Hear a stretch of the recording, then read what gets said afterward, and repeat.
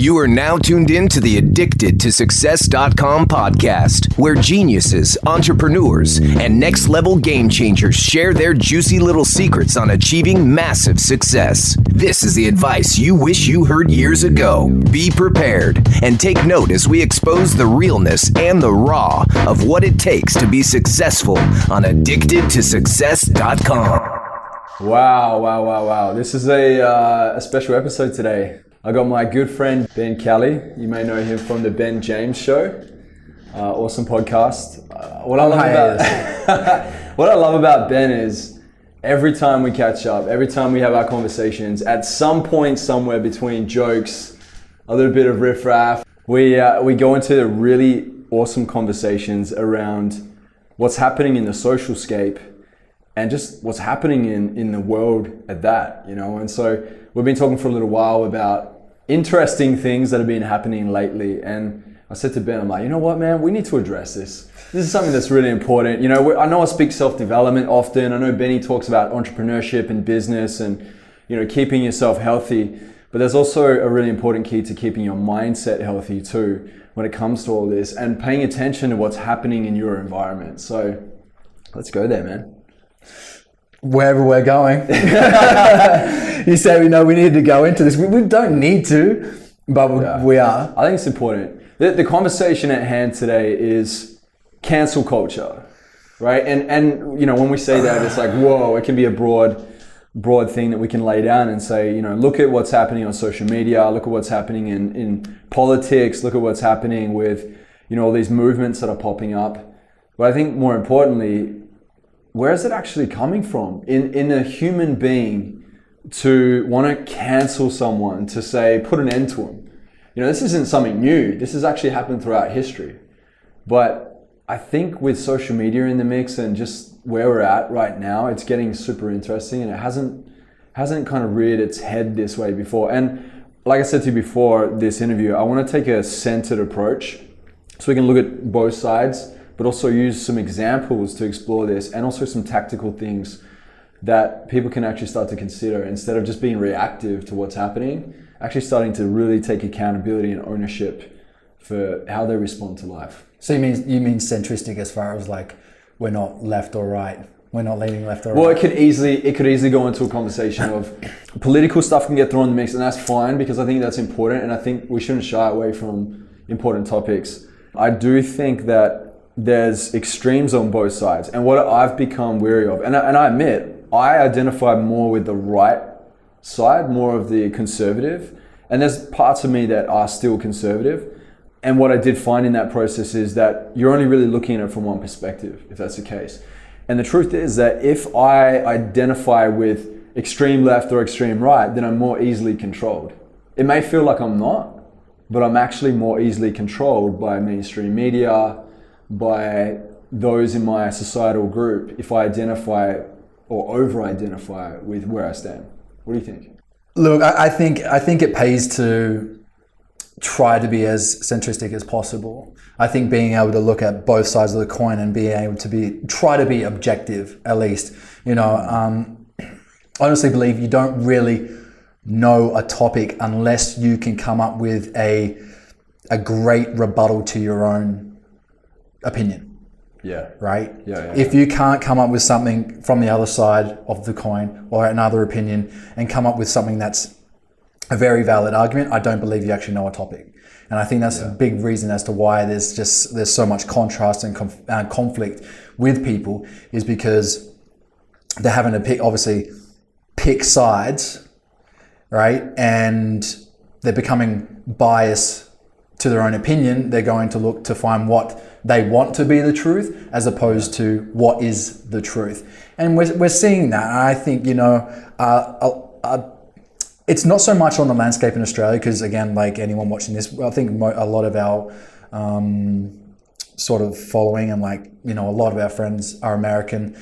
Our political landscape's a little bit different. We don't necessarily have like a left or right or anything like that. We kind of have like white collar, blue collar. But I know for me, I've chopped and changed different years, and if you said to me, "Oh, I voted this," I wouldn't care. Yeah. If I voted, we wouldn't care. It wouldn't divide us in our ideology. My identity isn't hitched to a political party. Oh God, no.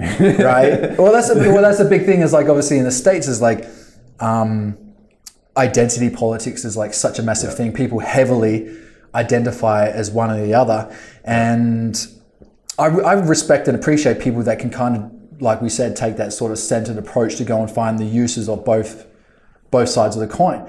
And I try to do that with most topics. Try to, at least. You're going to have your slight biases, right?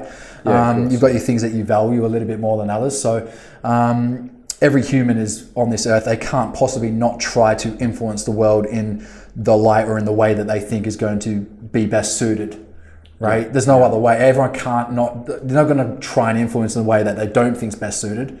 They're always going to think that they're doing the best thing and the right thing. Yeah. So I think in terms of like a lot of the discussions that are going on, very sort of they're compelled by what's happening in America, and that kind of filters down into sort of other countries like ours. I feel like it, for Australians, I feel like it started with reality TV. And we started to become more Americanized from that. And then, next thing it's the politics, it's the social media, the influence that it has on the world. And then everyone's trying to play keep up. And that just shows that we're not living so much in a nation by nation. We're slowly but surely becoming very globalized. I remember conspiracy theory way back was like, oh, a one world government. Well, there already is a one world government. It's called the UN. They've been around ever since the League of Nations failed after World War II, and they're still around, and they still want sway. League of Nations. That sounds like, again, that's like something out of a DC comic or something. Right? But like, like we've become more globalized than ever. The internet's played a really big part in that. The economy at some point is just going to really amalgamate into this one blob thing. And I think that also a lot of ideologies are going to, in some way, go through this growing pain as, people start to go into a mixed pot together, and then everyone has to work it out. Like, where do I stand? What does this mean? Does this threaten my identity? And I remember reading something recently, it was on Psychology Today. The psychologist was talking about how what we do when we're growing up, we become like this stern pole in time. Like at first we kind of waver, and as we start to collect data and experiences and things, we start to become a little bit more stern in who we think our identity is. He says we kind of like become a pole, and then all these societal impressions and things that we associate with and identify with become kind of like the tarp on top of the tent, and we kind of pitch our tent. And it's like, here's our tent, and then someone else has another tent over there. They have a tent like we do, but there's a different logo or representation that's on top of it, and it threatens us. And instead of going like, hey, what's in the tent?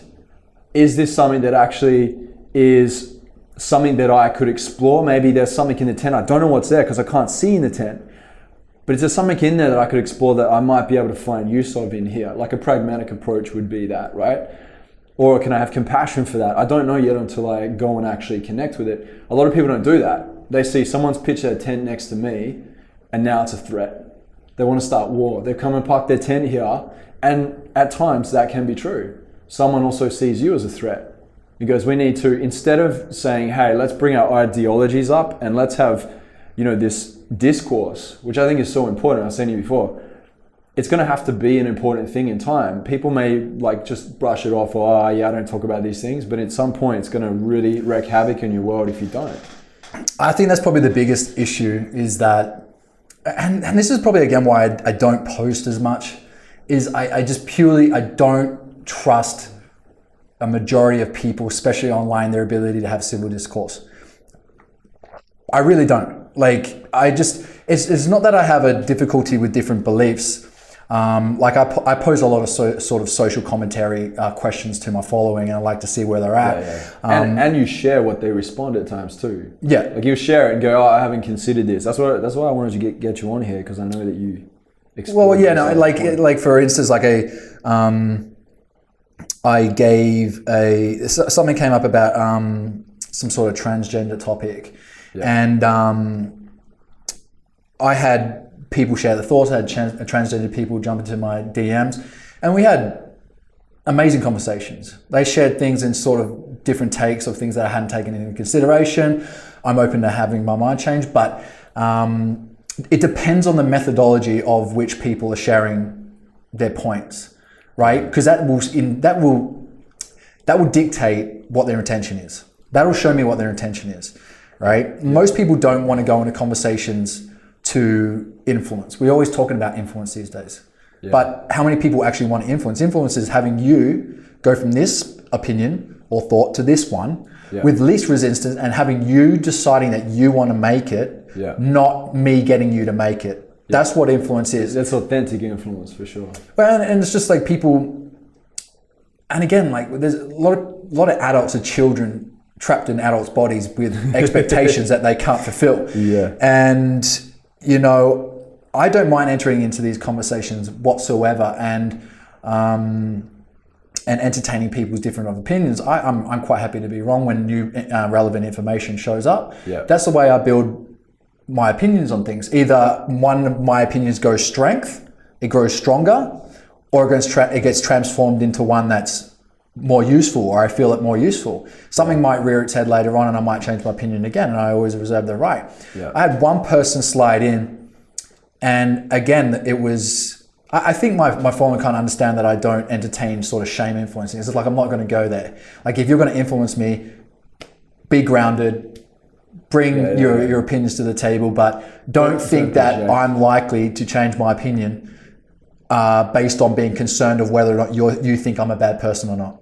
Yeah. I'm an adult, right? Yeah.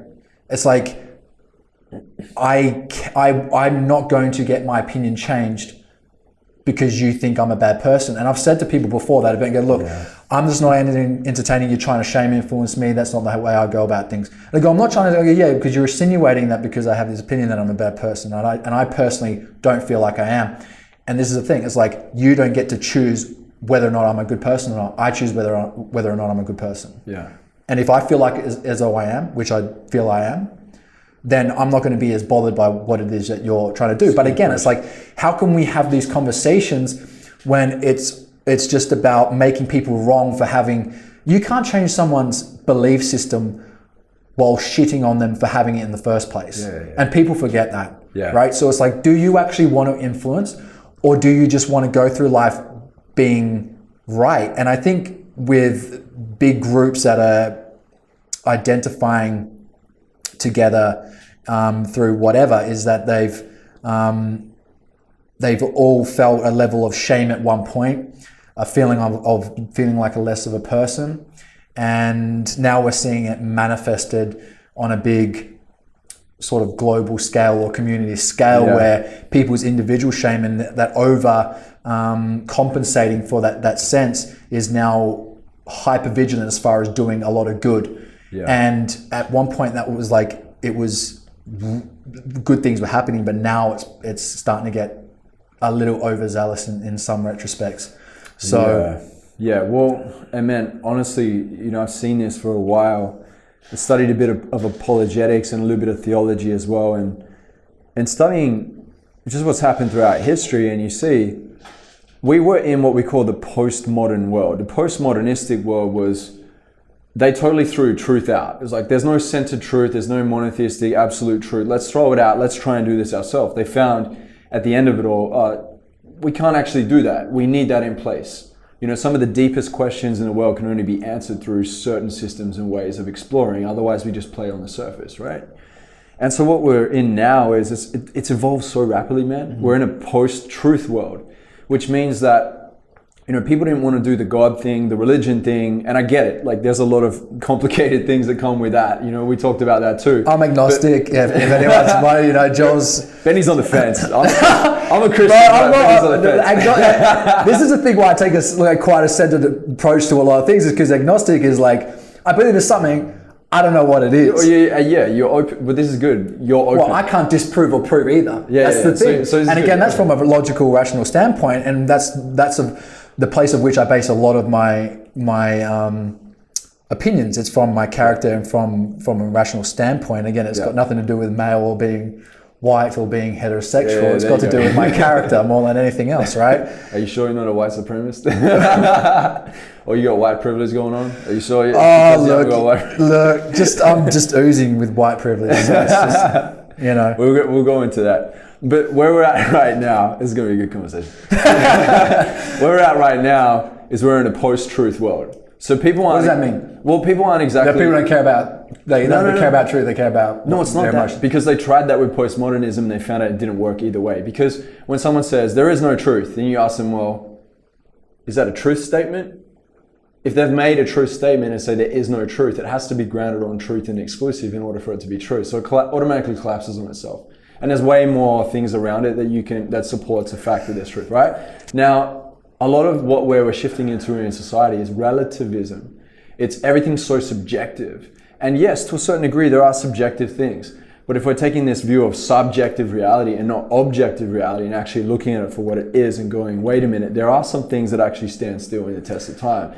But a lot of people don't like that because we are in a post-truth world. They're going, oh no, there is truth, but my preferences are more important now than truth. Whereas back in the day, truth was like, it was an option and it was there. Now we're like, wait a minute, I think I can do this thing without it. I can respect that it's there, but I want preference. The issue with that, and it sounds nice, it sounds utopia, it sounds very like, let's be liberal and let's have all the things and we can all be happy and accept each other. The problem is we don't. Because if my preference is really important to me, when you're trying to promote your preference to me and I don't buy it, guess who gets frustrated? Both of us. Because essentially what happens is you're trying to push your preference on me and take my freedom. And I'm looking at yours going, I disagree with that. So in reality, we think on the surface it sounds great, but we're actually in a time now where we're all pushing preferences on each other and we've lost our like centered groundedness of what's actually up or down. That's why you're getting these really interesting things. And I say interesting because I'm trying to keep the center here. Where it's like, let's just cancel these characters. As we talk, it might be conceived as being one side or the other. Well, again, we're Australian, so I mean, well, I like to challenge these things. You know, I don't just take it for face value and go, oh yeah, well I guess we just accept that because that's what, you know, somebody in some sort of authority has said that's a good idea. Just because they're an authority doesn't mean it's a good idea. They're still going by their preference. And I think that the part that gets sticky is when people actually get to the point where they're using cancel culture, but they're not using compassionate culture. There's a difference. Compassionate culture is, I'm going to seek to understand. I don't necessarily have to agree, but I can at least give it a shot and go, what have we got here? And not try and make someone wrong because their preference isn't the same as mine. And this is the opposite of what's happening in the world right now. This is why we are where we are today. I mean, you mentioned it before, like, people seem to be acting like as if we can reach this utopia, or we should want to reach this utopia, and in the hopes that we create more vibrancy within the world and create Pleasantville, we're turning it more grey. We're turning more black and grey. Yeah. Have you seen the movie Pleasantville? No. Where it's just, Pleasantville's this place where it's just black and grey, but everything's very civil. Nothing's mean, no one's offended by anything. Everyone's nice, but it's just bland and grey. And a lot of people now are sort of, like, imagine that as what the world is that people seem to think that we're going to reach this place where no one gets offended. Imagine a world where no one gets offended. That doesn't have more color. That doesn't have more vibrancy. That is just like, right? Whereas a lot of people right now, and there's obviously a lot we need to improve on within society, but there's little being done in way of how do I develop my emotional intelligence to the point where I'm still as purposeful about what it is I want to see change, but I'm less emotionally affected by it so I can be efficient in my influencing of that thing. Yeah. Right? So I just think the world is trying to get everybody to the point where no one's allowed to offend anyone, instead of my job's to go and heal myself to the point where my triggers are less of a thing that get provoked, right? And that's responsibility on yourself, but also still at the same time wanting to fight for these things that you wanted to fight for. But a lot of people find just like, it is much easier for you yourself to go and do the inner work than to wait for the world to never piss you off. Yeah. The world's always going to piss you off. But it's like, I'm going to make it so no one, like, I know for me, it's like, I would hate to have someone just show me respect purely because they have to. Yeah. Like on a small micro scale. I'm not talking like, violence or anything, but just respect me and my character and personality as a person. Yeah. I want people to do it of their own volition. Yeah. Volition, right? Yeah. I think, no one wants to get to a point where people are forced to have to show me respect. If you show me respect, cool. I think, like that being said, I think that in this is kind of where the people are like unknowingly fighting a battle that will never be won if they're taking this approach that's happening right now, right? Like you can't fight ideology with ideology. No one's ever won that. Never. You look at the French Revolution. It was so interesting because, they weren't happy with the government, with the royal family and everything that was happening there. The people in the middle class and lower class were hard done by. There was a revolt. The guy leading the charge gets in there. Interesting stuff because it starts enrolling people. People come in. We're like, we the people fighting for it. And then he ends up getting beheaded by his people. And then the guy, I think it was Madame Guillotine, the guy that actually created the guillotine, was beheaded by the guillotine by the people. It just shows that you can't fight evil for evil, and you can't, like, if it's coming from that intention, at some point it's gonna destroy itself. So it can't come from that place because there's constant preferences moving and people are never happy. And they're fighting it with the approach of, if I go outward to do this and blame, then this will fix it. And when they find that they've gone so far into the journey, they either stop and go, wait a minute, there's something obviously I'm not doing that's affecting me, which hardly ever happens because people just keep getting fired up, especially in social groups. They continue to fire each other up to get more and more angry, and then they feel more courage because there's groupthink. It's called the hive mentality. I call it the blob. Like everyone turns into this freaking blob, and then the blob comes and attacks one after another. You got YouTube people that are like just genuinely being authentic, and then they're getting smashed and cancelled. They're like losing their income. You've got celebrities that are saying things that are just, hey, this is what my perspective is, and all of a sudden shut down. Like who knows, maybe we'll get shut down. Well, just from the difference trying to cancel having culture. differences of opinion is what progresses society. Like we forget that. It's like we need that. And it's like the people that can't have civil discourse, I'm sorry, but you're slowing down the progression of the human race. Yeah. It's like, if we're all comfortable to be able to go, here's your point, but also understand how someone could have arrived at what their opinion is. Like, if you tell me, if I pay enough interest and I look to understand, which is what I try to do with a lot of the things that I talk about, is like, first objective, I want to understand how you arrived at the way that you think, right? And asking questions, taking interest, because that's gonna then make sense as to why you feel the way you feel. Yeah.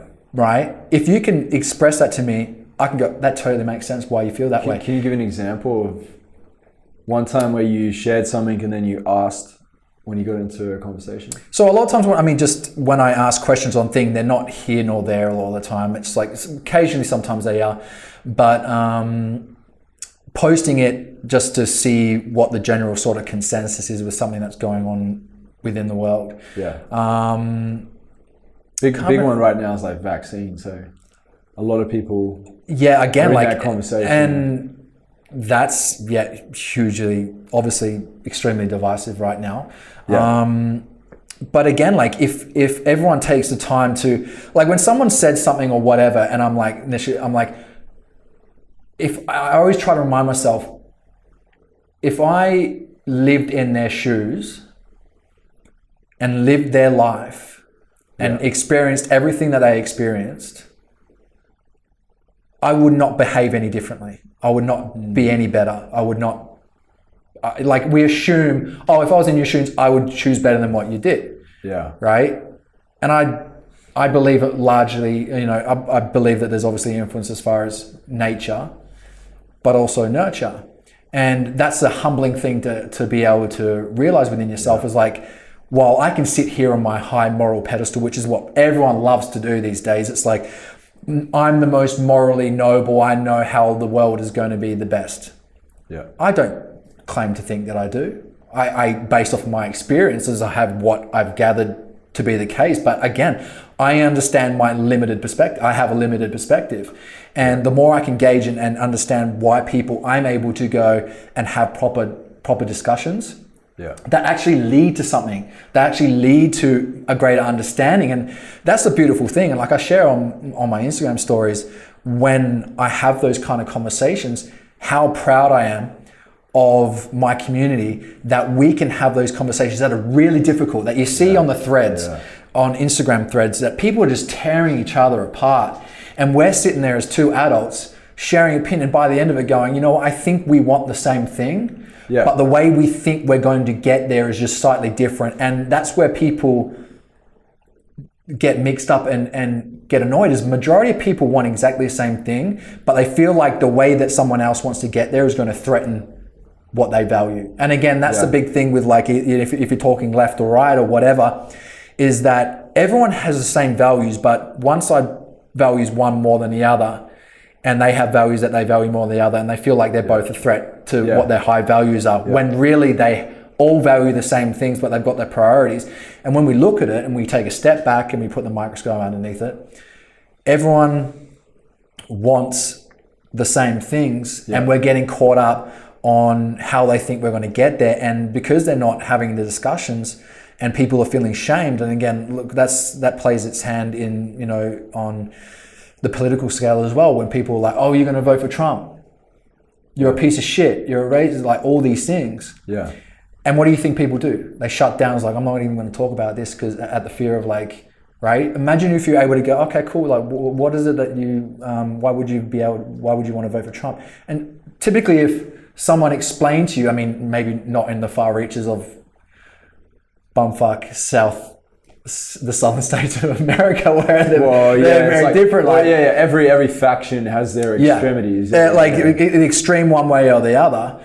It's like, you'd have the opportunity to actually influence that person to go, oh, I hadn't taken it into consideration, but it just sort of stops the flow of understanding. So that's the big thing, is like, if you want to actually have influence and get people to come on board with what you want, it can't be forced, it can't be bullied into. They have, if it's going to stick, they have to have been the ones that feel like they've chosen it, and that can't be done by trying to dent someone's ego and trying to make you be right. You've got to check your intention at the door. It's like, what do I want from this? Do I want to just win this argument so I can fill myself with some sort of pride and I can crush this person? It's like, no one wins an argument.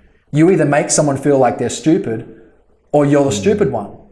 And it's like, I want to progress the ideas that I have, but not at the cost of someone feeling silly for having theirs in the first place, right? And that's again why I never entertain conversations if someone can't come to the party with the same level of intention of seeking to understand, to learn, to grow. And for the most part, I mean, one person the other day said, stay in a lane, influencer. I was like, I was like, sorry. I said, sorry? Question mark? It's like, take the question mark off. That's a good start. And I was just sort of like, and I entertain it because I was like, maybe sometimes like people come around and we have discussion, and by the end of it, we're like, you know, I've had people jump in my DMs like, boom, hard on something.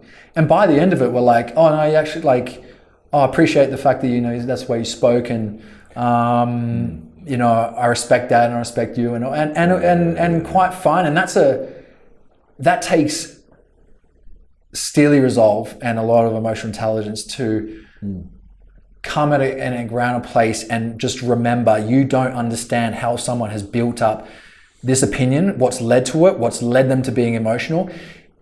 If you'd lived the same way and experienced the same things, you'd be just as emotional. And that's again, like, as someone that's very logical, it could be easy for me to go, don't be fucking emotional.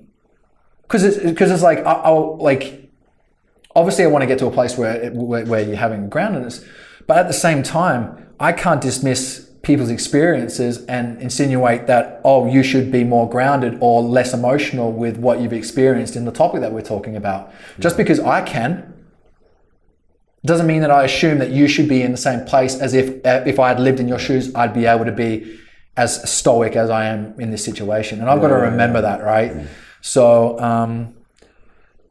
Well, there's power in that, man. There's power to be able to disarm someone from coming at you because you're not only taking the higher ground, but you're also knowing, you said emotional intelligence, which is great because it's like having the emotional intelligence to go, oh, even if this person reacts, I'm not playing that game because that's not how I want to show up. Like, you're consistent with your identity of I'm somebody that can have these type of conversations and be open, but also I'm accountable and I take ownership.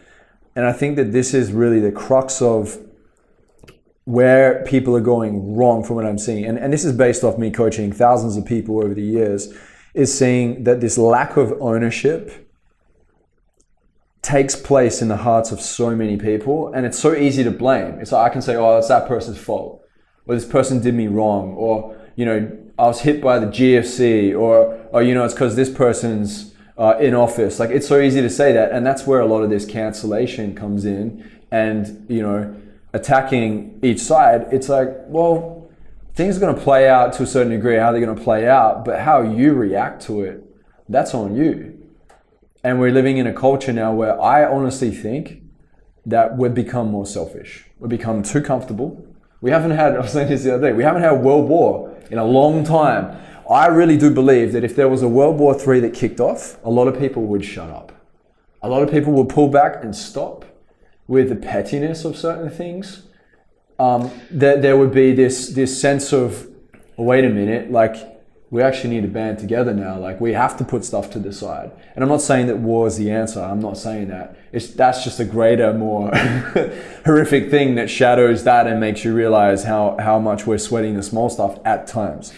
Yeah, and again, like, what small stuff to us, like, is to someone could be a big thing. Obviously, there's so many important things that people are fighting for right now, without doubt. But when we're looking at some things that are necessarily being cancelled or pulled off shelves, Dr. Zeus being like, we're trying to eradicate history or things that's like as if they didn't exist. It's like life is for the most part suffering.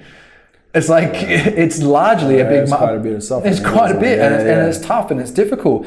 And I think for me, it's like it's a beautiful thing when people build strength within reality, but it's like we're fabricating different realities to go and to self-soothe instead of really facing a lot of things. But when you talk about you know, clutching at straws, there's a old Australian political philosopher called Ken Minogue, and he uses this analogy of St. George. Now, St. George, he killed this dragon, right? Have you heard this? I haven't heard it, no, but I heard that he killed a dragon. Yeah, kills a dragon, and that's his identity. He's achieved this grandiose feat. He's the dragon slayer, right? Yeah.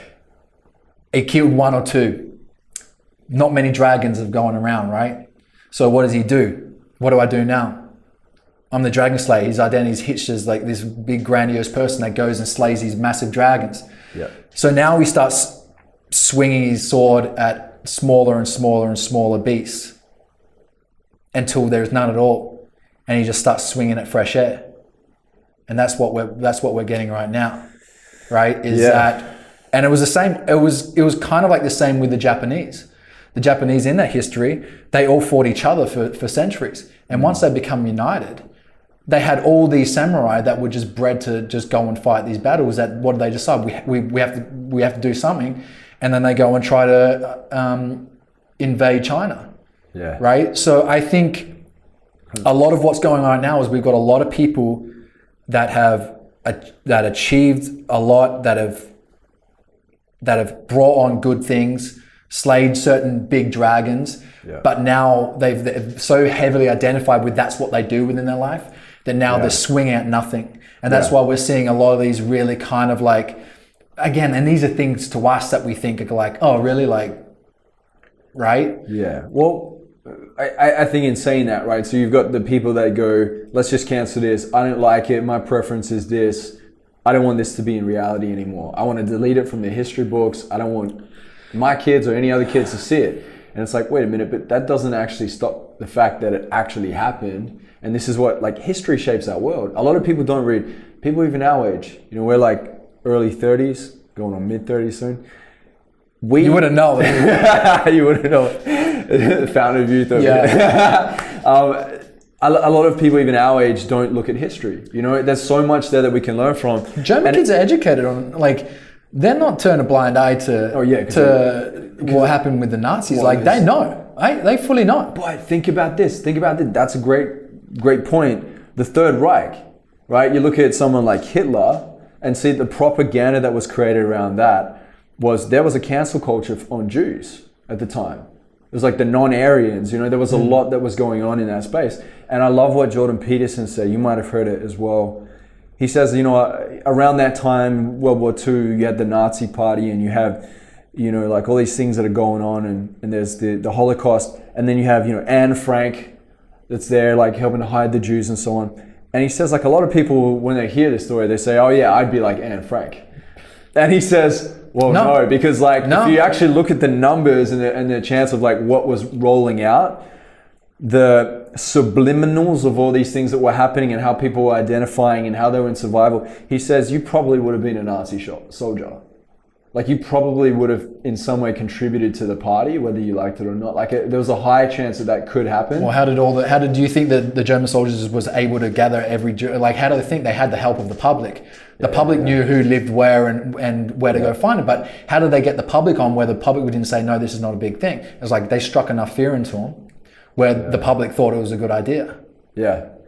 Well, you struck enough fear into the public, they're going to get on board with something. What's happening now then, bro? How much fear? Same thing. How much fear is being pumped into mainstream media? And at the same time, I'm not trying to because there's some serious stuff that are in play. Oh, and there's some big conversations that have like reared up, and we get to have it as a world. Like it's not just a one country thing. As a world, we get to have conversations around racism, we get to have conversations very important around things. the healthcare systems, around government, women's rights, trans rights, all that stuff. We get to have all that stuff, which is very important. But the one thing that I want to just differentiate here, in case someone's just sitting there like these Aussie guys. But dude, like you're going to get that. This is the thing: is like no matter how well intentioned we are, and it doesn't matter. This is the thing about social media.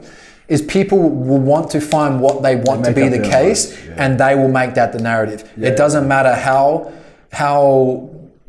well-intended people's opinions are. Put it this way, like I put up ages ago a photo of me at the beach, like training or whatever. Someone says, "You need to get new socks." They said that. Out of all the fucking things that they could write, like. You need to get new. How have you focused on that? I've written this big long thing. There's other stuff going on, but you've honed in on that particular thing, and now I'm like, but that's what people do. It's like instead of like, and that's like a big thing. Like obviously with Jordan Peterson, like people want to. Again, it's like we're raised on this. There needs to be a villain. There needs to be a hero, and it's like we're always going to like if there's no villain, there's no hero. And it's like he got made out to be a villain. It's like if you listen to his stuff, he's not at all like bigoted or transphobic or anything like that. And it was very easy to just take it like that because people want him to represent that, so they have a cause in that regard. Is there an issue in that topic that needs to be yes on that specific topic? There was many room for debate as to what the legislation was being brought in that curbed certain language that he was arguing against. Oh, the bill that was going to be passed. That he'd fight for that no matter what the curbing of the language was. It wouldn't matter. It just so happened it was to do with this, and then obviously that's what rose into prominence was the fact that if someone actually came to him and said, this is how I want to be spoken to, he'd have the common decency to speak to that person the way that they want. He just didn't like the idea of his voice being made legislation, right? And that was the big thing, is where it can get twisted. Like someone with such well-intended things where it's like, no, I'm not against this, but this is what I'm against. It's like, well, you're against this. No, I'm not. This is an aspect of it of which I'm not. And it's like everything gets twisted because, like I said, there has to be a bad guy and there has to be a good guy. I think little did they know that he could actually back his stuff up. I think initially when his stuff came out, they had him on TV shows and everything. He doesn't get the same type of reach like he used to, or maybe he just stopped taking it because he's like, I've got nothing to have to answer for. But I do notice, like, when people were getting him on, they were trying to catch him out. They were like throwing little sidewinders at him, and he was able to, stand his ground pretty well. And it's good because it shows, like, hey, I've got the evidence here. Like, this is legit. I'm not swaying emotional tauntings at you. I actually legitimately have good solid grounds here. And I think that this is what happens. Like I said, you got ideology for ideology. It's this circular, never revolving door. Like, I look at even the life of Jesus, right? Jesus stood in front of the Pharisees and the Sadducees and says, your words are like whitewashed tombs. What does that mean? That means that you look good on the outside, but you're dead on the inside. Like, he was rebuking them and calling them out and calling them forth. He was radical. He walked around, and very much the religious were the ones that tackled him the most. But his ideologies were so radical that they hated it so much so because for thousands of years they'd try to create their own system. And he came and shattered it. But the only way they could stop his ideologies was to actually physically stop him and kill him, hang him on the cross. Right? Which is what I see. Like, I know right now you can say, oh yeah, but people are just like kind of saying things of their opinion. In time, where do we go? Like, if we keep this up, what does it turn into? There's a video where this guy says that a lot of this cancel culture, if you look back in history in certain, even communist countries as well, and cancel culture is a dress rehearsal for mass murder. When you silence someone, like you delete someone from a platform and you wipe off their content and you cancel them out, not just someone like Trump, but many people that are being canceled. It's almost like, let's see how people react to this. Oh, after a while, people are actually kind of numb to it and they accept it. What comes next? Somebody disappears. Oh, well, they're gone now. Oh, we don't like this. Let's just delete them, but in real life. Well, if that can happen to an opinion that you don't like, it can happen to one that you do like. Yeah. It's like, but people won't get frustrated at that as long as it's. Well, they won't get frustrated as long as it's something that they dislike. But if it can happen to something that you dislike, it can easily happen to something that you're in favor of. And that's the big thing. It's like, it's not fighting against any certain ideology besides. If that can be like, you can be silenced at any point just because you agree with what's being silenced today. It might be something the next day that might be something that you're very vehemently passionate about or whatever. And again, like, even if I don't agree with someone that something that someone's saying, I would still fight for the right to say it. Even if someone blasted me for something, I still defend their right to say it. That's because you value freedom. Like, some people don't know that. They don't understand how important freedom is until it's taken away. Obviously, inciting violence is like the cadence. Like, obviously that sort of stuff is like, too far. An incite crowd, like all that sort of thing, right? When it, like, on the small part, it's like, look, I'll defend you calling me whatever you want, defend that right. Like, that's just. But you're gonna give preference to something before. Just to make sure? No, because there's so much context that's needed with this, and it's like, well, this is the thing, right? This is what I do really stand for when it comes to all this, because there's culture wars, there's all sorts of stuff that's unfolding, and it's getting really more and more interesting day by day. But what I do stand for is if somebody does something dodgy, right? And this can also be considered subjective until proven guilty and evidence-based, right? There are certain people that people are trying to cancel that for sure 110% should be held accountable. And it starts with whoever's around them. Like, you have Jeffrey Epstein, you have what's the dude's name in Hollywood, the producer, Weinstein, right? Like, for sure, there's evidence around. It's like, take it to court. Let's see what shows up here and hold it accountable. A lot of what's happening is this kind of like reflex thing, or if someone doesn't like it, they're like, let's just cancel it. Let's put it out there. Social media thinks it's a fun idea. Like, let's have fun with this. One thing I saw the other day was they canceled Pepe Le Pew. Right? I grew up watching this dude on Looney Tunes. The skunk. That's the what was he doing? Well, the claim is he's encouraging rape culture, is what they said. But he's in the new Space Jam 2 movie with LeBron, and there's a scene where he's in a bar and he comes up and he's all kind of like a bit pushy and he's like trying to get hit on this girl, and the girl that's the actress when she found out they cancelled him, was like, oh my gosh, that was an amazing scene. I really love shooting that. And she's like, I saw it and I didn't think there was anything wrong with it. Why did you cancel it? And they're like, no, inside it's rape culture. And so there's that. And then you have Speedy Gonzalez, who they're saying is racist towards Mexicans. And then you got a lot of Mexicans that are like, oh yeah, I freaking love Speedy Gonzalez. You know, so the question is, I've got this question, who's they? When you hear they cancel, who is that? You know what the funny thing is that so many of the things that are being pushed are like, even, and again, like a lot of friends and followers that were speaking to me that are transgender, that I had amazing conversations with, they were saying a lot of this stuff is getting pushed by cisgendered white people.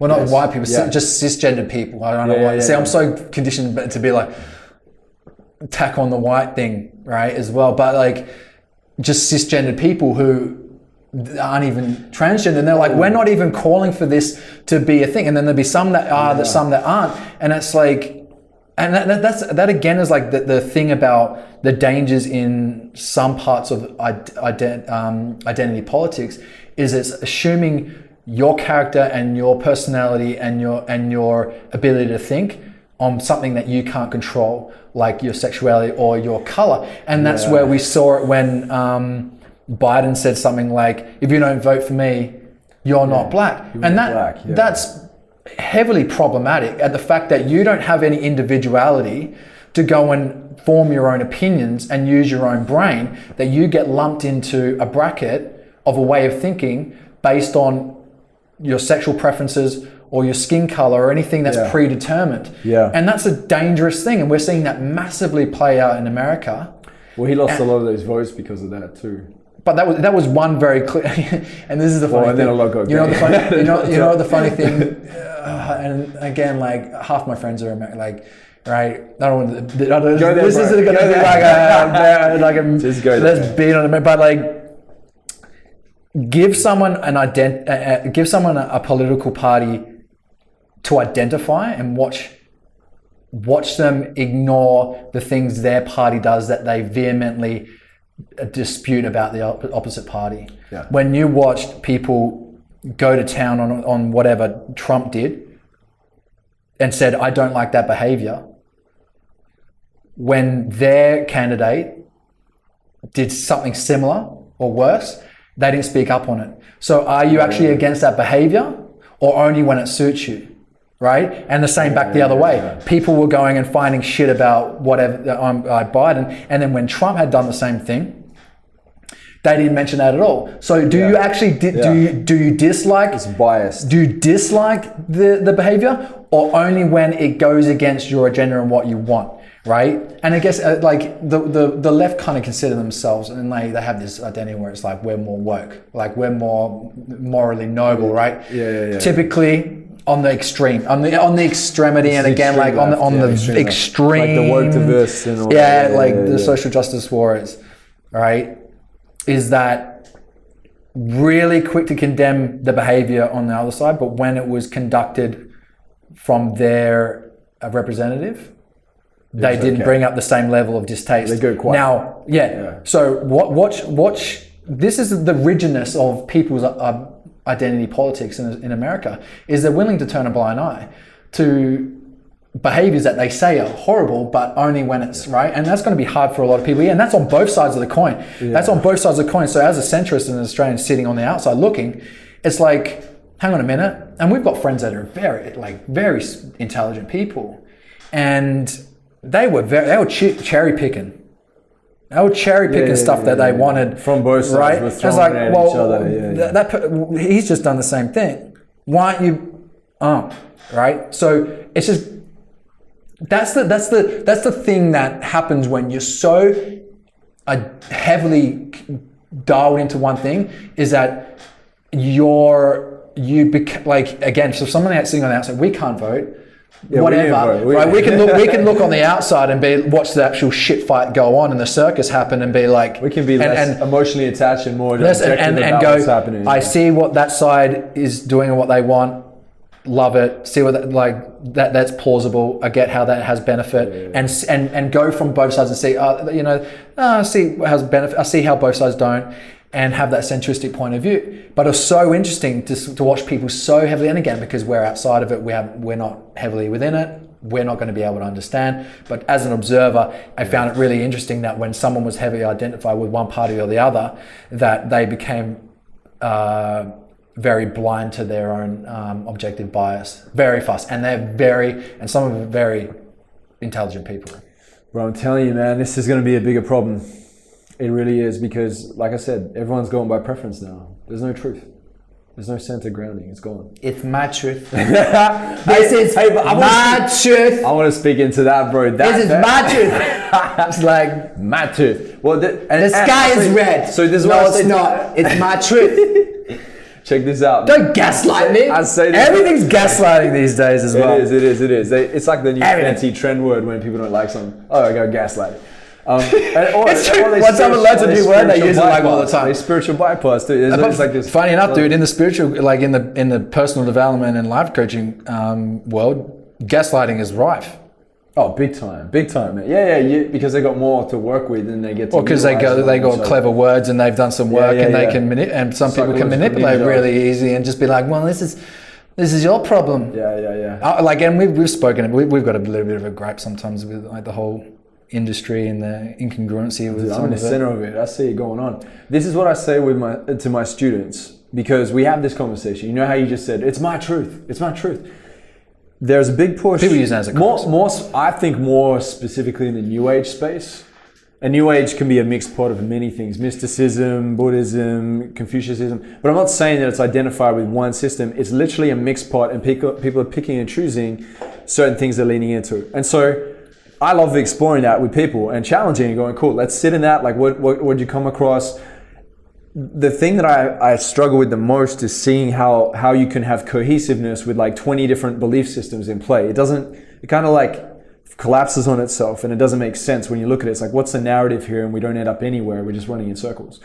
But one of the big conversations right now that we're having is, I say, you can't say like, it's my truth. It's your truth. It's a belief. This is what I believe. It's my belief. This is what I believe. Your belief, but it's not your truth and my truth, because we've got to understand truth is exclusive. It's exclusive. It can't be that, like, if your truth is a certain way and mine is, and there isn't a cohesiveness. It just doesn't. It's like your narrative goes one way, mine goes the other. Which one of us actually has it? Now, if we both don't have it, the question is there any point in us even like battling it out? Which is what I'm seeing so much. I don't need your truth to be my truth. That's the thing. It's like people need everyone to have their truth be their truth. I don't care. What does it make me believe anymore? I don't need you to become agnostic. I don't give a shit. You know why? Because this is the thing. We're getting caught up on a lot of things. What you believe allows you to have the characteristics that I value. Yeah. That's who I vibe. I look at character. Yeah. Nothing dictates who I like and who I value and who I hang around with, other than character. You've been able to form that character based off of that belief system. Who's to say that if you had my belief system, that you would have developed the same characteristics, the ones that I actually like, right? So I'm less concerned about how you arrived at the things that I value about you than, the things themselves. Well, imagine if we were only friends because we believed the exact same thing. Only friends. Only friends. Only fans. We're only fans of each other. Maybe that's all of the social media platforms. Probably will pop up at some point. But imagine if we were only friends because we believed the exact same thing. Then that would be us playing completely safe in it and not bringing any sort of exchange of value that's additional to each other. And now sometimes some people just legit have such a different worldview and such a different scope that it's just no sort of values in the top hierarchy even really align, and it's like, we're probably not going to click. But there are some values that are similar. That's why we're able to, be in those conversations and feel that connection. And then on top of it is like, oh yeah, but you're bringing this to the table. Oh yeah, you bring that to the table too. This is a fair exchange. I think that one of the things I realized with you, which is really cool, man, was a few years when we first came out here to Bali, we're having conversations. You were asking me a lot about God. You know, I was going through this experience with Christ and going through my theology study. I was trying to make sense of a lot of it myself.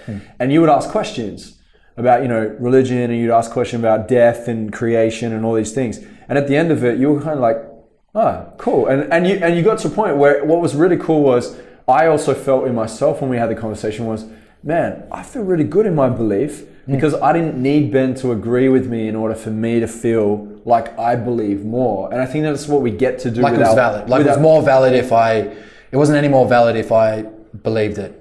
No, it's like, and to be honest, within my Christian beliefs, so far where I'm at in life is I haven't had somebody come along that's been able to make me feel less like I believe in it. If anything, I've only believed in it more through challenging it. That's exactly really right. Great. Either it gets stronger or it changes the one that's more useful. Exactly. But right? people aren't doing this, bro, because they're so scared that someone will come and rattle the cage and their belief will be challenged and it wasn't what they thought it was, and they've lived this lie, or they've been duped, or they feel unsafe now because they don't know how to show up in the world.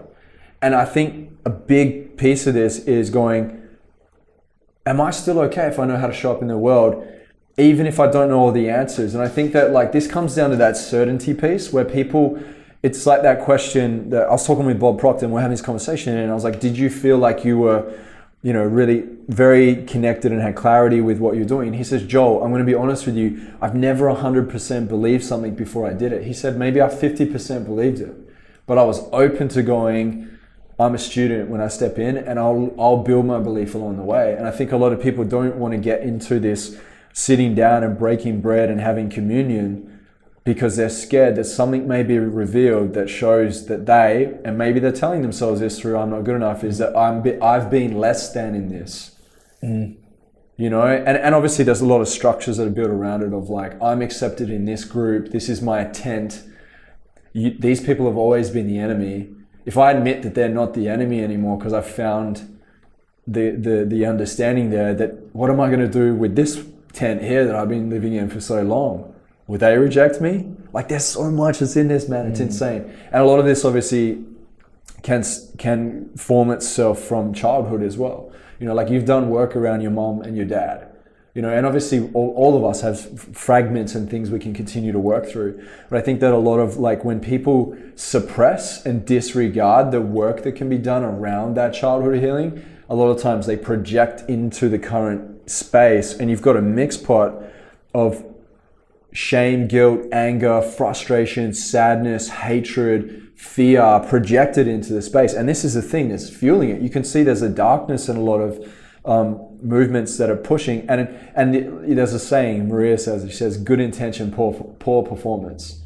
It's so true. It's like some people at the start may go, this is something really worth fighting for because we want something to fight for, but ultimately it like evolves into something that essentially could be what we've been fighting against for the first half.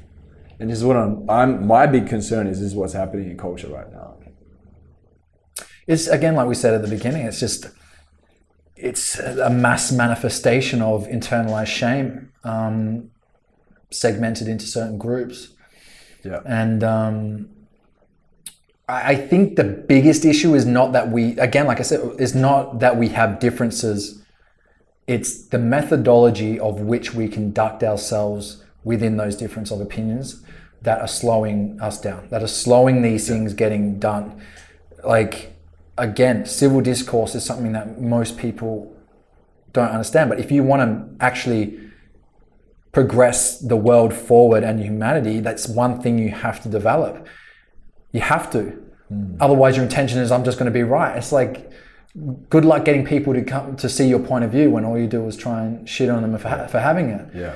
Right? And exactly. So, again, when we're seeing a lot of people doing a lot of good and trying to do a lot of good, the thing that's seeping into it is that if some people wouldn't be doing this, fighting for the things that they're fighting for, if they didn't feel as though they were at risk at being a bad person, if they didn't. And that's never a good place to choose to fight for anything. If you choose, if your main, without knowing it unconsciously, the fact that you're fighting for this is purely because you don't want to run the risk of being perceived as a bad person, right? Because that's what happens is a lot of people feel like the last thing I want is for other people to feel as though I'm a bad person. So this is why I fight for this thing. Instead of being like, no, this is what I believe, like this is why I fight for this thing, veganism, this or that or the other, right? It's like you got to check, are you really in this because or are you just doing it because you're just afraid of being perceived as a bad person? And then that's your work. That's your work. That's your healing work that you got to do. It's like, this is the thing. It's like all the things that I decide to do, they're not based on, and like my sister said it, like, and this has been a process for me as well, is, you know, like, remember that event that we, you did with my sister in Scottsdale. Yeah, in Scottsdale, right? And they had this charity that won a grant, and then everyone starts going up and putting money in, like you're seeing everyone start to go. Someone walks up, you're like, you know what, like, you're the first one to go again. You know what, Peter, I'm going to give XYZ amount of money. And then someone's like, I'm going to as well. And then everyone starts walking up.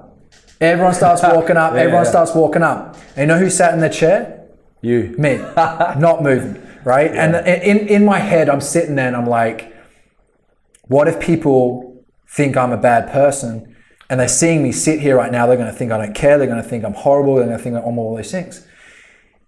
And that's what a lot of the people in that room, that would have been the reason as to why they went up. It wasn't the fact that they cared about the cause. It was the fact that they were more scared of the fact that if they didn't, they were going to be seen as a bad person. And I had to sit there and be like, no, you've done a lot of good for your mum. You've given to charities. You never talk about that stuff.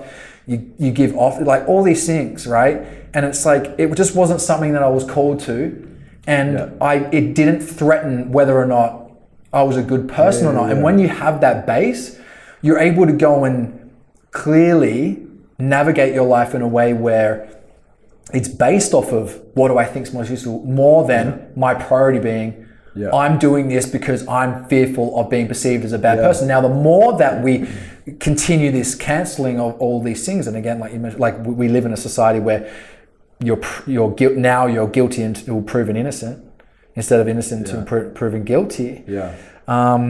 People are going to do things that are out of alignment, again, purely out of just fear of being perceived as a bad person. Now, what we need a world filled with people with less shame. And when people are filled with less shame and they don't feel as much of a risk of being a bad person within themselves, let alone whether or not anyone else thinks about it, do people get to function from this place where we can have really constructive ways of being able to have a positive intention rather than have my shame being manifested in an unhealthy way, which now is on the hunt to go and make you wrong, so then I feel morally more righteous, and then that alleviates a sense of any shame and guilt that I have. And that's what we're seeing on a really grand scheme of things. Well, this is where that good intention, poor performance comes from, because it's coming from a wounded place. The performance is always going to be poor. No matter how much you want it to be good, it'll be poor because it's coming from your unconscious. And your unconscious is 95% of your thoughts are the same as the day before. Your body is your unconscious is the body. That's the thing that's really driving a lot of what we do. No matter how nice the words can be, which is like a lot of people, man. I've done it. It's like you've said things, but then incongruent with it and you're showing up and it's like, oh man, I feel, but it's like, do you feel crap because you know you can do better and the next time you show up better?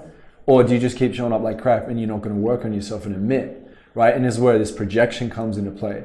Have you ever seen The Map of Consciousness by David Hawkins? No. Okay, there's a book, man, it's awesome, you should read it. It's called Power versus Force. And David Hawkins passed away, I think, about 10 years ago. And in this book, he shows, and you know, like, I don't like the super woo-woo stuff, I like the practical as well when it comes to this self-development. And he shows on this map, it's really interesting. He has the lower brackets and the upper brackets. On the lower brackets, he shows a frequency that's measured when people are in states of shame, guilt, anger, sadness, apathy, fear, courage, right? Courage is right before the point of neutrality. Now, the frequency level of neutrality and between neutrality and courage is like 209 hertz or whatever it is.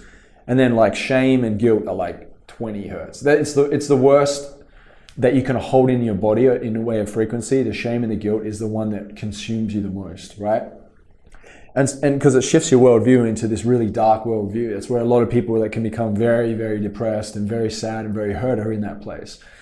And so above neutrality, you have acceptance, understanding, joy, peace, love, forgiveness, all these higher brackets. This is considered power. The lower brackets are considered force. I believe the enemy of our soul wants us in that force, that evil, that darkness, right? That real strong pull, that same thing that was in Hitler, that also is in us, whether we like it or not, that we have that potential too, is what keeps us there. That's it's a bit, I know it's a big claim, but it's like, but you have to go to the extremity with it, because that's how it's like, that's how it hits. Like, that's like, you have to go to that point where it's like, look, if I had lived Hitler's life, who's to say I wouldn't have could have played out? I think no. I think there'd be some deep, dark stuff, man. But like, for example, let's say I coach. The world may consider these people as, whoa, these people are really successful. They make a lot of money. They've got the business and that right. And you see them and you go, oh, they kind of look like they're doing right for themselves. But when we peel back the onion layers, you actually see a lot of the time, a lot of them haven't done the healings. They haven't considered these aspects of themselves. They've suppressed. And this is what I had to learn in my own journey, to be honest, is a lot of what they've been doing for most of their life is coming from fear and courage to try and use it all the time to get to where they want to be. So they're almost like exhausted. That's why they go to like a lot of drugs and, alcohol abuse and like crazy sex and like fully disconnected from what they actually really want in their life. And they like go into this destruction instead of creation and power. And what I'm seeing is like, if somebody was to, let's say, rally up for a cause, but they've done the work in all the wounds, and they're actually coming from acceptance, understanding, joy, love, peace, forgiveness, they're more inclined to want to actually be in productive and constructive conversation and action to be able to create a change in a positive way. The problem is a lot of movements that seem like they have power is actually coming from force. And a lot of what we're seeing online is people are flexing force and pushing force because they don't know how to come from power. And in that is the opportunity for us to be able to go, cool, if there's shame and guilt in my life, which probably is if you're coming from force, where does my work start? It starts with me. It starts with me sitting down and getting real. Do I have mummy and daddy issues? Like, let's be serious. Like, have I actually gone and forgiven? And I've forgiven myself. Everybody does. Yeah, of course. I think that's one of the things. Like, everyone does. What do you make of Did you catch any? I didn't actually see it, but I saw the kickback of the Meghan and Harry interview with Oprah.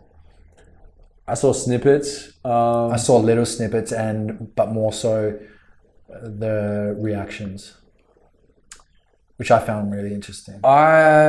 Yeah. Look, man, I've got to, like, there's some things I could say based off what I see, but I've seen a slither. Like, if I was to see a slither, my stance would be, you've got multi-millionaires sitting next to, in front of a billionaire, and they're saying how bad their life is and how it could be better. Then that would be, also from my stance, could be an uncompassionate approach, because I don't know them. At the same time, I don't know the royal family. I don't know the whole picture. I don't know their character. And I think this is where a lot of us get stuck. Well, that's not avoiding the conversation. I just don't know their characters. I don't know. Yeah, but the thing that I found interesting was less about what went on in the interview. Because again, like for me in a lot of things, it's like, unless I was in the room, I don't know. Right? Yeah. Like I try not to make any assumptions. Like, unless I'm in the room, I don't know. Like, even if I really fundamentally, at the end of the day, everyone likes to be, it's funny how certain people are these days with little information. Do you think Biden's pretty cool? Who? Biden. Do you think he's a cool man? I don't know. Like, I don't know, dude. He might be a bit of a lad behind him. But I don't know. You know what I mean? Like, who knows what Trump's like? Who knows what Biden's like?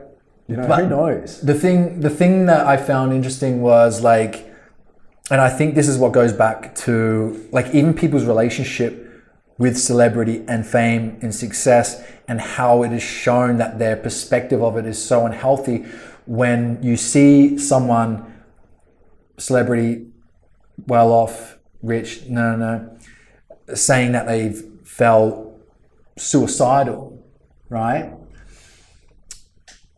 And people have this thing that it's like, and this is what maybe people are trying to strive for, maybe why people want success so much, is because they think that they get to escape the realms of being human once they get there. They think, I'm going to get there. And there's a hierarchy, and there is. Society is starting to create one of who is allowed to feel what pain. There's a hierarchy of what warrants you being able to feel any sort of pain. And if you're of high status or fame or celebrity or whatever, you're not allowed to. Because if I was famous and if I was successful and I've had all this money, I'd have no problems in the world. And that person gets there, and what are they met with? Right? So then they're like, I don't get to feel like shit, I don't get to feel pain. This is why we see a lot of like celebrities killing themselves, is because people have this interpretation or this expectation. It's like you become void of the human experience just because you have this life of luxury. And that, then we have to look at that and go, is that what people are striving, why they want that success? Because people are like, oh, you're sitting in you don't get to. It's like no one gets to decide for anyone else what is worthy of feeling pain. Yeah. Right? And we're seeing that. It's like they don't get to feel anything. They got all this money, they're well, all these things. It's like, oh, you think you get there and like it just turns off? You can't feel sadness. You can't feel depression. And that was like, people are going to have a rude shock if they ever go and create the success they want, and they're going to be like, oh fuck, that shit that I condemned other people for, that you don't deserve to feel like anything. You get to feel like shit. I'm like, look, you're gonna get there, and you're gonna be like, this is not what I expected. And it's like we see it. We see it. That was me, bro. That was me. But we saw like how many people jumped in. Like regardless of whether or not she's telling the truth or not, you don't get to decide for anyone else what's worthy of feeling pain. It's the same as fear, dude. Someone that fears rejection of a date or whatever could feel the same amount of fear as someone that's about to speak on stage in front of 10,000 people. Yeah. Just because the things that are causing it are different, and you might think that one's more valid than the other, doesn't mean that they don't feel exactly the same. It's like, as a human, we can't decide for anyone else what is worthy of that, and we have a real problem with that. And that was really shown when that was caused. And it's like, that scares me for people that saw it that way, is the fact that you think that you get to that point and you escape the realms of humanness, and you couldn't be more deluded. And that's why I think that must be why so many people want to strive for fame and success and all these things. Yeah. Maybe fame and stuff would have been cool maybe in the 80s and shit. I don't think being famous and well known these days, I don't want to be. I'm telling you right now. It gets exhausting, bro. It gets it would be my worst fucking nightmare. There's expectations. There's expectations, man. It happened. Like, and then you're going through this battle of like, I'm not getting back to people, I'm not answering to this. Then you're perceived as, this person's not really who they say they are because they're not getting back. Man, I got to a point one day, I don't know what it was, but I just got to a point where I'm like, I'm not going to respond. I'm just not going to respond. And I don't have to explain why I'm not going to respond. And I had times where I just switch off. And it felt great. But it wasn't even coming from a selfish place. It was coming from this is where I get to keep my sanity space. Mm. If I want to show up as the best as I can in my work and really express, then I need that time to be away from it all. And the social media escape there's a game that's being played, and so many people are playing it without even knowing that they're playing it. They haven't defined their lane. You know how you say, like, whoever stays in their lane the longest wins. Mm-hmm. It's not necessarily that they win and have all the success. It's you win because you're actually doing what you really truly want to do in life, and you're not victim to the mob. They want you a certain way. You're not a victim to how social media wants you, and you don't have to, respond to anybody in a certain way because there's no expectations. And, that's the price that comes with it. And you're right, man. Like, this is what happens because with this circling back to this conversation around cancel culture, culture wars, there's a projection of preference in this space. She can't feel like that because she's got all the money. That's your preference, is that if I had all the money, I wouldn't feel like that. Yeah. How dare she feel like that because I haven't got it? So, but that's a projection because you think that that's how it's going to be when you get there. Because a lot of the people I'd bet to differ that would say that they're saying that because they're not in that experienced yet, so they don't know. You know, and whatever, it could have been a thing that she said, and some people also dramatize things as well, and they say things in a certain way because there's an opportunity for them to say it. Who knows, man? But I think like you're right, bro. You see like how the collective space and there's like mixed bags of people in there, and they're all kind of like having their stoke at the fire. Well, it's like, but I'm watching people do that. If they're doing that to them, they're doing it to themselves. Yeah, most of those people. Yeah, of course they are. If they're doing it to them and they're saying you're not worth it, they're going to say, and again, what I'm feeling right now, I shouldn't be feeling. Like things are fine, like whatever, and then it's just like, shame, out the door it goes, onto someone else, and yeah. But yeah, do you think if your business wasn't mostly online, that you'd be on social media as much? I haven't gone lately. We've been creating a lot on the back end, so neither of us have probably been really neither has Emil. Has been creating too much. I've been yeah. So like for me, I actually have just gone higher ticket in what I do. I just focus more with my tribe, and I really love it. You know, a group of coaches, I'm working more exclusively with them. I do a big run for a season before, like a promo, and then I duck out and I do my thing, and I do it with my tribe, and I create. I'm investing my money. Like before that, I was like always trying to get my money up and like, oh here. Now I'm investing my money, and I'm doing it in multiple ways, and I'm hanging out with people that I choose to work with. I've chosen all of them. All of them I've handpicked and chosen to work with them to spend the next 4 months with them, right? Before that, it was just this constant weekly, daily posting. What picture are you going to put? Bro, it burns you out, man. It burns you out. I got to a point where I didn't feel like I needed the significance. I've worked through a lot of stuff over the past few years, man, specifically around the significance and that self-betrayal. And I got to a point where like I literally had, like the voids were, I wouldn't even say were healed, to the point where now I'm just like, all those things that I thought I wanted to get something else, it was giving me something that wasn't necessarily conducive for my actual growth that was best for me. And so when I started to come back into a centered place, I stopped seeking that validation. You know, you and I had a conversation one day where, you know, you just said to me like, you know, like what do you think what's a great value that you bring? And you're like, not work, like just you as a person. And I listed like 3 things, and you're like, bro, you're this, you're that, you're this, you're this, you're this, you did. You're like, listen. No, I said to you, I'm friends with you. I'm friends with you because it's got nothing to do with, like, if you did something different and you didn't do the work you did and you didn't have the following of, we fuck with you because of who you are. Yeah. And I think you kind of got caught up because there's like this vicious cycle of, you got caught up on what your identity was based off of your reputation from maybe you're following a little bit, and then they made that even more rigid. And I was lost in a relationship, bro. I was completely out of myself. I betrayed myself over and over again to the point where I didn't know. That's done. Well, and I was at the point where I didn't know who I was anymore, man, because I come so far out of myself. And it obviously eventually came back and just going, never want to be there again. But I know why, you know, and to go into it and to realize how much of it was touching work too, in the sense that like I thought my value, I even brought to relationships, not just friendships, but relationships, was what I had and what I did, not who I am. And when I got to a point through the healing, and I did a lot of relationship work with Tace and a lot of processes with my mom and dad, and you know, with my friends as well, to a point where, you know, you and I had an awesome conversation, man. You're like, hey, I got some stuff on my chest, close that out. I felt like you were like, again, but it was frustrating for me, like at that point, because it's just like, again, in some retrospects, it looked like you were getting over your powers. Like, I'd fucking remind you, you know, a little bit of like, the value you have, irregardless of the things that you think are your main values, which were like your notoriety or your success or the business that you built and all those things. And I was like, dude, I couldn't give a fuck about that shit. On it, sorry for the swearing.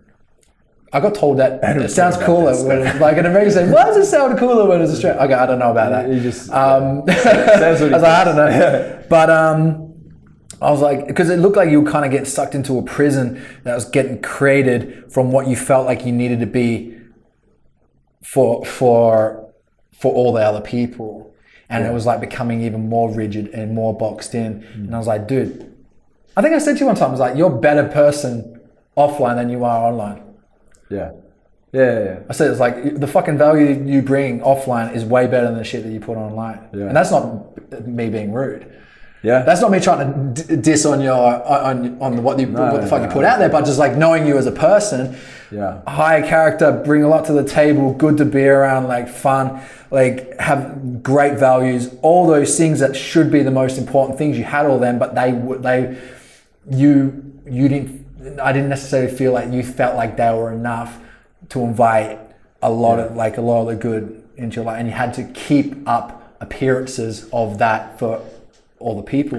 And then you broke that, which is like really hard to do.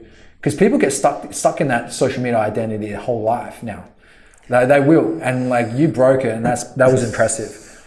I think this is the conversations we have. Like we don't mince our words. Yeah, and this is real, man. I like this. You know, one of my big things is my belief in God. And bro, I tell you, man, I can post all sorts of stuff. I know what works in the sense of getting lots of likes. There's formulas behind popular quotes and videos that go viral. I've done it so many times. I know how to do it.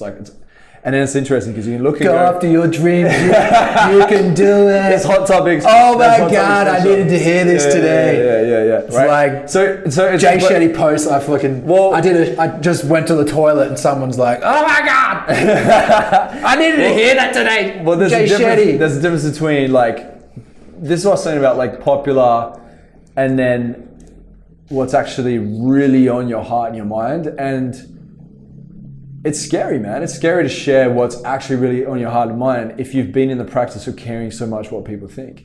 And I got to a point one day where I started to post more about Jesus. And I started to post more about God. And then I thought to myself, I'm like, what do I spend a lot of time actually reading about and involving my life in? And what has actually shifted me the most? It's my connection with God, my relationship with God. So I started to share it. And bro, I had people coming at me. But over time, it started to filter. And now I actually have people that message me and go, thank you so much for posting that today, because this is what I actually really believe. But I felt like if I shared it, that people will unfollow me. And then I've got 104,000 followers. For me, none of that's actually really truly changed my life. I work with coaches that have like a couple hundred followers and they've built a fully fledged coaching business and they're doing great for themselves. So it can't come down to followers. It comes down with how real you're willing to keep it, not for anybody else, but for you, because that's what feels powerful for you. And there's this integrity to it that when you have that integrity, man, it oozes into everything, that life becomes easier. It became so much easier for me to sell. When I was in business and negotiating and selling, there was no needing to be any sort of identity or have a mask on. I legit just say it how it is, jump on the phone, cool, hang out with people I want to hang out with, talk about the stuff I want to talk about. And there's this, like we were saying before, preference. Everyone's trying to appease each other with preferences until they snap and then they want to cancel someone. You get to a point where you realize there's freedom in truth. And Christ says this, man, he's like, the truth will set you free. And it's true. Really is true. It's scary because so many people push back on it because they have expectations, because they haven't met those expectations in themselves. When I started to realize, I'm like, yo, if it was just me and God and my good friends around me and my family, and I was able to hang with my tribe and I made a little bit of money to be able to, build some things around me that we can go for a surf down at the beach. I live in a place I like. Dude, that's enough. That is enough. The question then is, if all that got taken away from me, am I still happy to be in myself and know that I can be by myself and still be able to be happy with who I am by myself for a while? And that was my process. For whatever reason, the COVID thing was happening, and I got caught in Marrakesh, then went to Australia, and I was trying to make my way back, and I went through this process over that time of I had times where I was just by myself, and I was like, man, when I know that I've started to move closer to that place I really want to be at, because I could be with myself and be okay with that. And I realized how much I wasn't okay with that before. And then you realize that actually is not okay, because then you're depending on others to approve of your identity. And I think this is what happens with cancel culture, is sometimes people put this out with the promo effect. They make a claim, like a lot of like politicians and people of movements will make this claim publicly, and it's almost like they're waiting for the approval of those to get around them. It makes them feel good, and this fuels it. And so what I'd say is just really like start checking in, like we've had to do in our life and are still doing, because it's continuous practice. You never fully get there, and just keep showing up and going like, how can I be accountable for my wounds, for my traumas? You know, like not betraying myself, not buying into the noise, but actually choosing to be in something because it's powerful for me to be in it, in my own understanding, and choosing it because, like you were saying before, and I think you're alluding to this, some people are choosing from fear and some people are choosing from love. And you got to ask yourself that. It happens in relationships. Am I staying in it because I'm scared to leave it, which is what I experienced, and I had to finally get to a place where I was like, I'm not going to ever stay in a relationship again if it's coming from fear. I'll be in a relationship because I love that person and I love who I am in the relationship, and I love how I feel being in this more consistently, not all the time, because no one's perfect. But that was the reason why I brought up the social media thing, is because you know, like, and that's like you're posting a lot of positive stuff. So the second that you might have done anything that might have been perceived as anything outside of that identity, someone was really quick to really try and shoot you down, right? So this is what I say to people: is like, do you want to be good or do you want to be human? And they go, I want to be human. I go, well, what's missing? Is that bad? Okay, human, inherently, we're good and bad. And we're bad, yeah. And we're bad. That's what makes us human. It's not, you're not always good. People, you know, obviously we should be uplifting a certain standard, creating more safety and protection for people where it doesn't infringe on too many of other people's rights, if possible. But yeah, I mean, there's so many of these sorts of things. And again, like, there's like watching all the women's rights stuff, and like the right now, because that's a big sort of, it's a hot topic. Sort of like, well, very prevalent right now. And that's the funny thing, is that, well, not the funny thing, but our environment, in a way, we don't see a lot of that abuse and negativity and all those sorts of things within our immediate circle, and our general circle, which is a testament. But seeing it, sometimes it's like it can create a bubble, and like sometimes I feel, Jesus, I'm so ignorant to some of the horrors of the world, and I wouldn't be able to go and be more beneficial if I wasn't able to go and have a look at the horrors of the world and actually bear witness to it. Because sometimes it's like, there's been some discussions that come with like, and we simply just don't. It doesn't come up in everyday life, which I'm super grateful for, right? But and it shocks me when these topics, some of these topics that kind of shock me, because it's like, shit, that's all that shit's still going on. Yeah. And that's why, again, like, these conversations are always like super powerful,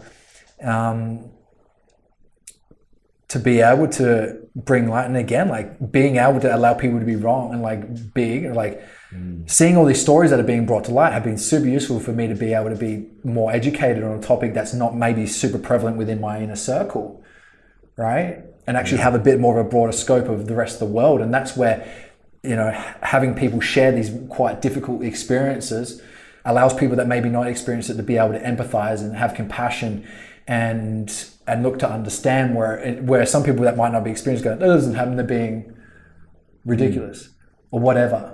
Whereas it's like being able to see this stuff and going, shit, like, is there a place for this, man? Do you feel like, have you ever seen anything online where people are actually having conversations where they seem constructive? Because I think some people watching this right now are probably like, I want to see this. I want to be a part of it. But because it's easy just to fucking get emotional and just throw rocks on the other side of the world, because there's no retribution unless you're like some famous big human person that's got something in the spotlight where it's worthy of making an example of, right? But people, and the majority of it, from people that are like sitting in in their apartment, just like, you know what, I'm bored. I'm just going to sling shit at people. I've got no repercussions. So the good thing about social media is it gave everyone a voice. The worst thing was it gave everyone a voice, right? True, so it's like, if we want everyone to have a voice, it's like, now it's not about simply having a voice. It's like, how constructive can we use it, and how can we reel ourselves into the point where we can deliver the thoughts and our feelings in a way where we can actually create healthy change that's not born from shame influencing or any of those things, and actually have it be from that place of like, this is deserving of being fought for, and it's got nothing to do with whether or not I feel like I'm a bad person. Well, I mean, I found it interesting when you have J.K. Rowling. Someone asked her a question, and it was like, does a male and a female biologically exist, or something along those lines? And then like people kicked up. And when they dug deeper into it, they actually found it was less of the actual trans community that got frustrated about that. It was like you were saying, just generally. It was people deciding for other people what they should be annoyed by. Yeah. And that, for a big part, and from talking to the people in the trans community, they were annoyed. They were like, we didn't. Them a bad our community most of our community didn't even decide to put this. Like, there's other people that are hyper vigilant, that are trying to, again, insinuate some sort of righteousness. It's like these communities are necessary. Like, again, it was like, it's all cisgendered people that are doing this stuff, and it's not even coming from us. Like, and again, there's going to be people that say, no, it was within us, and some people are going to say not. And again. Yeah, and the interesting thing is, I know it's so interesting because we hear that's what social media tells us, is what media tells us. Who knows who they are? But ultimately it's like a group of the blob, the hive, has said, you need to apologize. And she, rightfully so, goes, I won't apologize for that. Now, does that make her a bad person that she stated fact that biologically you have male and female? There was nothing else there to deny. She says, I'm not a transphobe. She says, but I won't apologize for saying the truth. You know, like, and we see it. There's male and there's female biologically. Look at the Animal Planet, same thing, right? And so what they did next was they had people going into stores and demanding bookstores to take her books off the shelf. Now, to be honest, I don't really care. It's not like I'm like, oh yeah, I'm a J.K. Rowling fan. I don't really know. I haven't read the books or saw one of the Harry Potter movies maybe once, and that's it. I'm not really the biggest fan, but it's more so the fact that people can do that to another human being in that way and on mass scale. Like, she obviously has billions, so she can protect herself. When this happens to people, I know a bunch of people on YouTube, right, that I've seen have been cancelled. Like, they say one thing and then like a whole group of these other people come in, they start, and it's like cancel, and they're submitting all these things to YouTube to take them down, and they're reporting them and everything. And these people are getting their thing blocked for months while it's getting worked out, and they're losing income and everything else. You know, so it can get nasty, man. It can get nasty. But to go back to just like all the things that we were saying, more so in the second half of this conversation, around taking that ownership, around that healing and everything else, like, this is where it starts. Don't get caught up in the noise. Go into that ownership and accountability, because at the end of the day, you can do so much more with self-empowerment, like really getting into a place where you're powerful. And what I loved about the start of this conversation, where you shared that when you share things on like Instagram, for example, on your Insta story, and you have polls and you have questions, and you have people that send questions in, and they jam, and you guys politic and debate, and you share what the conversations are, and then you come to a great place. A lot of people don't know how to do that, bro. It's not even debating. Like, most of the time when I put stuff up, I put up something that's a topic at the time, and I just ask for people's thoughts. And it's not even like I'm not pushing any agenda. Or sometimes there's a slight like leaning of what I think might be the side that I would probably choose as far as opinion is concerned. But it's never to be, I try, again, sometimes it's you're not perfect, but I try to just be able to ask questions. And like, even there's been the odd time, but again, the way that I frame things up or try to frame things up, it just invites, I try to go to look to understand why you think the way you think. And the more I can do that, and again, like when that person had a dig at me the other day, it takes a lot to be like, just focus on the thing that they said. I'm going to focus. Old school Betty might struggle with that. Yeah. I'm going to focus on the fact that they had a dig, and they personally went at me, and I didn't have necessarily a massively like strong energy back at all, and I just like sort of kept myself. But again, it's like I say that, but at the same time, I don't think that I behave any differently. Just because I was able to remain stoic in that situation doesn't mean that I think that they shouldn't be. But it is my job to not get caught up in the emotion and take away from. Yeah. At the end of the day, they shared their views and what they thought, and then in a conversation, I just said, "Thank you so much for sharing your opinion. It helps give an extra layer to this. It helps me gain more knowledge, whatever." And while they weren't necessarily the healthiest in delivering their point of view, I got some perspective from them. But there were some people that could have easily been the same, but really just came, and we found so much common ground and understanding, and I learnt a lot, and we're still in conversation now. And it's like, imagine if there was more of that, right? There was more of that where it's like, my job right now isn't to go and try and make you wrong for what you think. My job is to go and understand so we can go and find what is most useful and again, I want to be able to reserve the right to be wrong. Yeah. I might not completely change my tone, but I could, and that was one thing that actually changed, like one thing that changed was like, it wasn't my opinion that changed, it was my tone I gained more empathy and more sympathy towards something where it's like I could still have my opinion, but not, and like one of the things that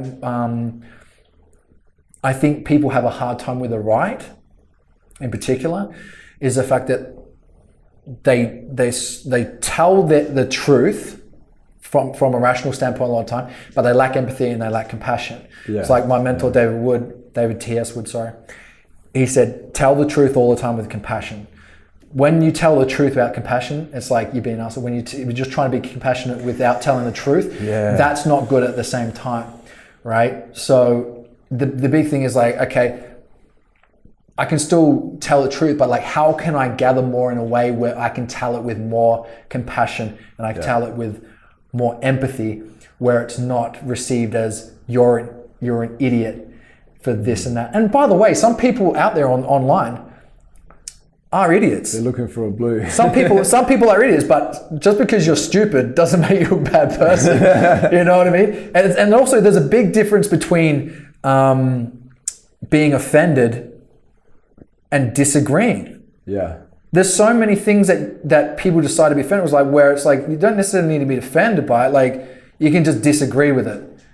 Like I disagree with things, but not necessarily, because someone said to me, a friend said to me, "Are you offended by that?" I go, "No, I just disagree with it." But again, it's like the one thing I do want to make sure to say is like I, on a lot of these things, are able to take a stoic approach to it because I don't necessarily have the emotional trigger. And if I did, then maybe I would go about things differently. So I always remember that. And there's things in my life that if we were to speak about it, I'd probably have more of an emotional trigger to it. Right, so I don't want to glorify necessarily like having this stoic approach, like you must have that, or right, because again, that's sort of like gaslighting and dismissing the fact that you've got this whole experience that have led and that this is the way you're behaving. So there was a point in time where I did think, okay, I'm not going to, you're too overly emotional. I'm not talking to you because it's just like you need to calm down. And I still would like it to get to that point, but that can come through the conversation if I'm good enough. To want to learn more and be okay with being wrong. I'm okay with being wrong, and that's a catalyst for my growth. And a lot of people hate it because they don't want to think they're stupid. I am comfortable with being ignorant at times. We'll say that wisdom is knowing that you don't know it all, you know, and common sense is knowing that there's no such thing as common sense. That's true, man. That's true. Common sense is not so common. Common sense is knowing that common sense is not common. And that's why some people are now getting super frustrated, especially like super rational, logical people that don't sort of think from an emotional standpoint, is that it's like, it's a double-edged sword sort of thing. where it's like now the world's becoming even more frustrated, especially for people that have that real critical, objective look on the world, is that they allow the people that lack that to really frustrate them. So they then again lack certain emotional intelligence to realize what's going on with them. The world can be frustrating to a really super rational person and really frustrating to a super emotional person in different ways. It's about integrating both, I think. Like to learn how to dance with both and bring it to the middle and go, what's the best possible outcome we can create from what we have so far, right? What I learned in apologetics was behind every question is a questioner. And a lot of times people are getting so fixed on the question and they're attacking the person in order to try and like answer the question in some way to like win and one up. And when you realize there's a questioner behind it, makes you think, where's this person coming from? You know, obviously we don't think the exact same. That's why the question is being asked. So there's something here we get to explore.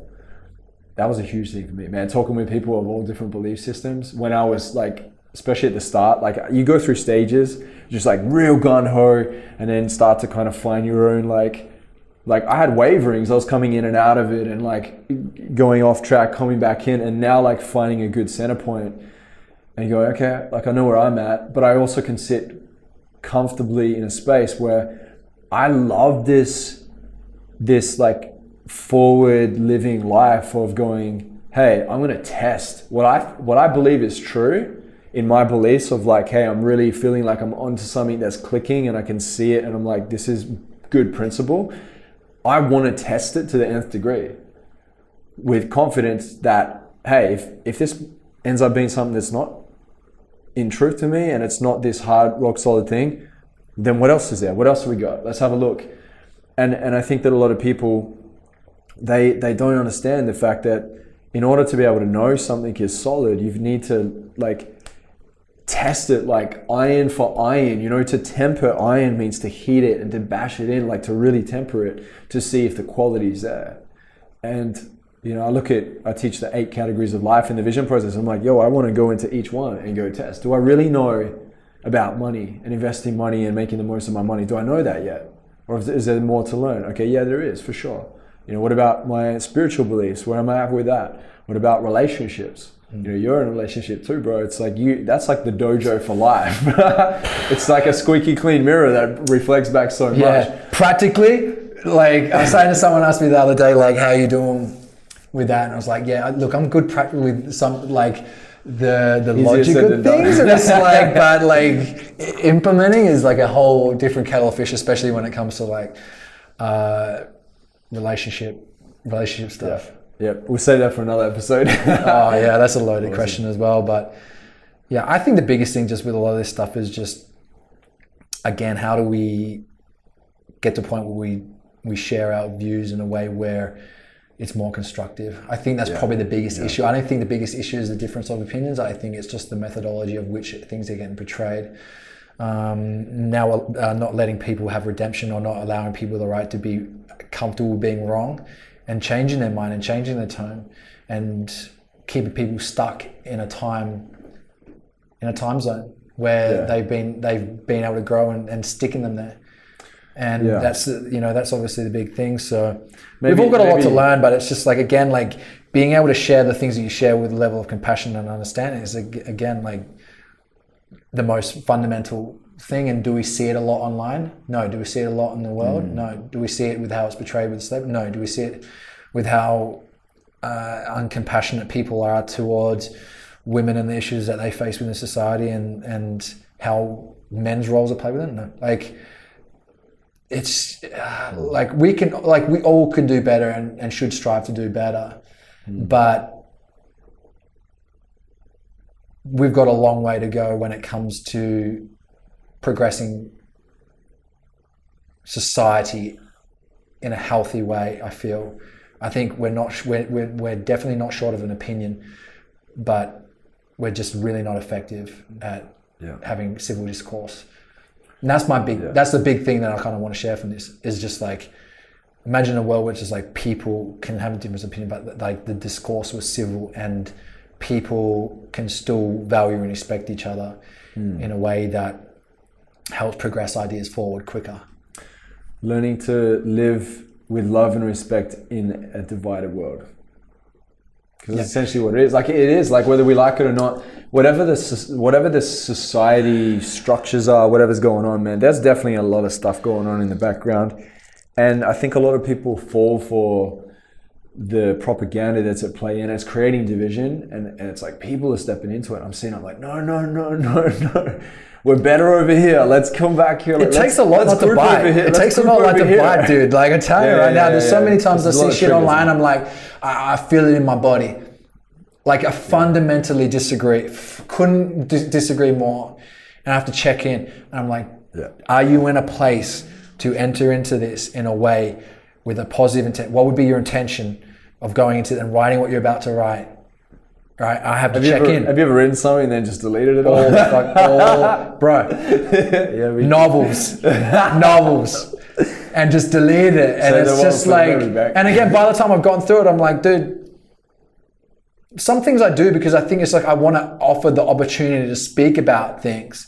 Like, again, I don't comment a lot of my disagreements on anyone else's stuff. If I want to bring something to light, I'll bring it up on my stories, and I'll invite the conversation. But I never, especially if I don't show you love often, I don't personally feel like I have the right to go after you.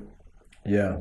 I personally don't. And it's the same as like if someone writes something negative on my thing, it's like you see people that post that they have all these people show them love, and there's one negative comment, and then they only reply to the negative comment. It's like, what are your priorities? And I was checking myself. It's like, okay, you got a friend that writes this and you're disagreeing with it. It's like, how much love you showed to the things that you agree with them on? Does it you need to be, if you aren't doing that, then this is just me. You don't have the right to go and jump on their thing and give, if you can't do it in a way that's all right, or send them a DM. Be like, hey, with that, or get clarity. Like, I know there's been a lot of times where you've written something like, someone hasn't just gone to seek clarity. Hey, when you said that, is this what you meant? Or what did you mean by that? Yeah. People just assume what you mean and they don't go to search for context. It's like, don't make assumptions of what you think they meant. Go and ask them. Have the conversation. Don't just slag them out. Go and get more clarity. And I dare say that when you get that, a lot of times you'll be like, oh, okay, instead of just assuming that what a person insinuated. Because again, that's the hard thing with social media as well, is like creating enough context.